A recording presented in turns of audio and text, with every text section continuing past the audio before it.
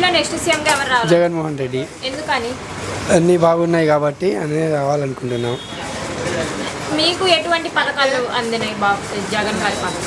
అందరికీ అందుతున్నాయి, ఇక పేదవాళ్ళకి అందరికీ అందుతున్నాయి. మిడిల్ క్లాస్ వాళ్ళకి అవసరం లేని వాళ్ళకి అందట్లేదు.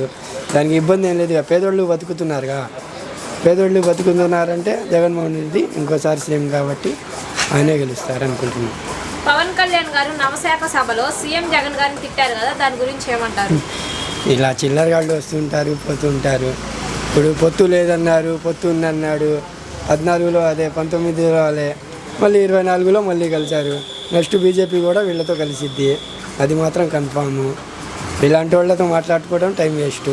అది యువగలం నవశాఖ సభలో చంద్రబాబు గారు ఫుల్ హామీలు ఇస్తున్నారు కదా. మహిళలకి బస్సు ఫ్రీగా ఇస్తాం, బస్సులు ఫ్రీగా పెడతాము, గ్యాస్ సిలిండర్లు ఫ్రీగా ఇస్తాము అని, దాని గురించి ఏమంటారు? పోయిన 5 ఏళ్ళు ముందు చంద్రబాబు గారు సీఎం, ఇప్పుడు బాబు వస్తే జాబు, నిరుద్యోగులకి డబ్బులు, ఇలాంటివన్నీ ఎన్ని చేశారు? 600 హామీలో ఎన్నో ఎన్ని అవన్నీ అమలైనయా? లేదు. ఇలాంటి పట్టించుకోవడానికి పబ్లిక్ పిచ్చోళ్ళం కాదు. పబ్లిక్కి ఓటు హక్కు తెలుసు, ఎవరికి వస్తే ఎలా ప్రొసీడ్ అయ్యాలో కూడా వాళ్ళకి తెలుసు పబ్లిక్.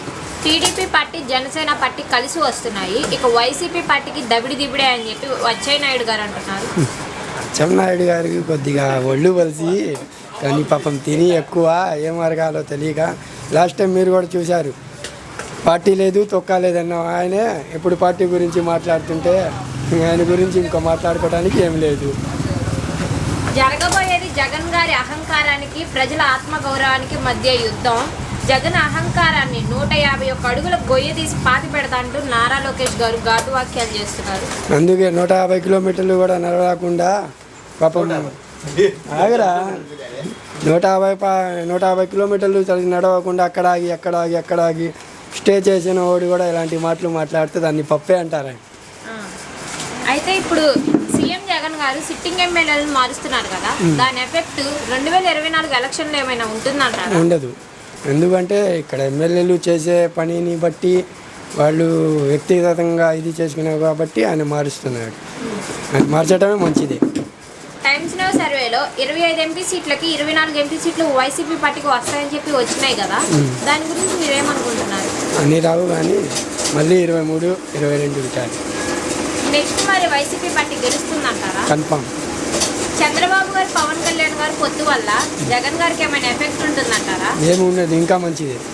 ఎందుకంటే ప్రజలు అప్పుడు పొద్దు లేదన్నారు, బాబుని తరిమి కొట్టాలన్నాడు పవన్ కళ్యాణ్, ఇప్పుడు అదే బాబుతో పొత్తు పెట్టుకున్నారు. ఇంకా ప్రజలు ఎవరండి ఇప్పుడు ఉన్నది?